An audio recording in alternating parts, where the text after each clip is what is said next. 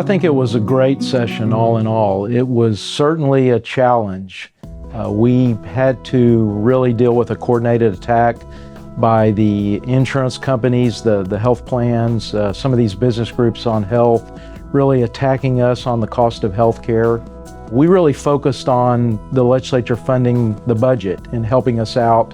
We know that hospital cost equals labor cost, and so we asked the legislature to invest in the workforce pipeline, which was a big win for hospitals. We got some fully funded the Medicaid program and the supplemental funds in Medicaid, so that was positive. But we really needed an all hands on deck approach to deal with this coordinated attack from the health plans. Through the work of the THA Task Force on Workforce and our Kaufman Hall report, we were really able to tell the story of the challenges that our hospitals were seeing in workforce. And I think we're going to see some really big wins at the end of the day in terms of additional pipeline funding for nursing schools, for GME, for all of our allied healthcare professionals, for retention, for workplace violence, enhancing penalties for assaults on workers. I think at the end of the day, we're going to have a really big victory in terms of workforce, and I hope we really make an impact. We were able to talk consistently about the things that were important to us: coverage expansion, ensuring services were available, ensuring that we had an appropriate continuum of care for all patients. Those were very consistent themes throughout the session. And so whatever the outcome of this legislative session may be, despite all of the complexities and the difficulties of it all, I think that we have laid really important foundational work, and THA continues to be seen as a thought leader in this space.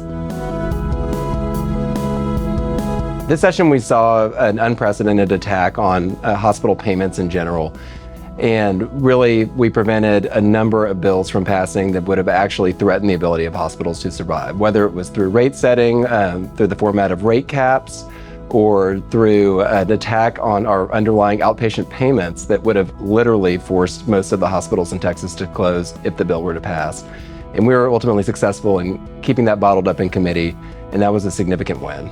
So I've been at THA 10 years, and I've been working on the same issue for 10 years related to end of life specific to the Texas Advance Directives Act and statute. And this was the first time that THA, working with a diverse set of stakeholders, was able to negotiate an agreed to bill. We started in July of 2022 and worked for over 40 hours together. It's the first time that all the signatures have been in agreement, made its way to the governor's desk on a bill that I think will improve the process for patients and hospitals. Legislators gravitate towards associations because we tend to have a lot of background information and tend to be perceived as, a one-stop shop for all of the information. And I think having people interested in behavioral health meant we were able to get into the door in a way that maybe other entities were not this session. So that was really something we had in our back pocket that maybe others didn't.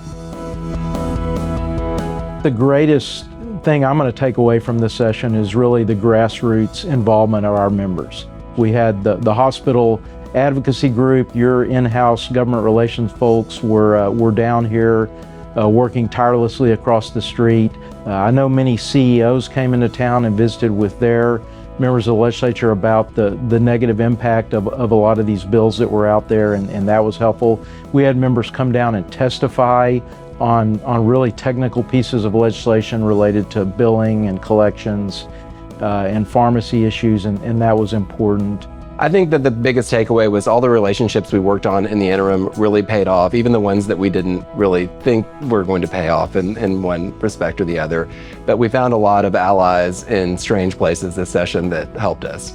It was sort of shocking this session to realize that after we had spent, the hospital industry specifically, the better part of 2 years working night and day to save a bunch of lives in terms of COVID, that there was such anti-science blowback because of it. You have to walk into the lion's den sometimes. You can't ignore it just because you don't like what they're saying. You have to walk in there and try to negotiate. And I did that, I think, successfully on behalf of the hospitals, even though there were days where it was hard to keep moving forward. We saw some really, really bad legislation that targeted hospitals. And at the end of the day, we were able to stop almost all of that legislation And that was really a testament to the army that we had of our hospitals being engaged in all of those issues, telling their story, pushing back. And it was from our hospitals reaching out to legislators, it was our GR teams on the ground. It took every single ounce of effort to stop those bills. We've got a lot of work to do there in the interim. We know these issues are not going to go away. We're seeing some of them up in Washington right now.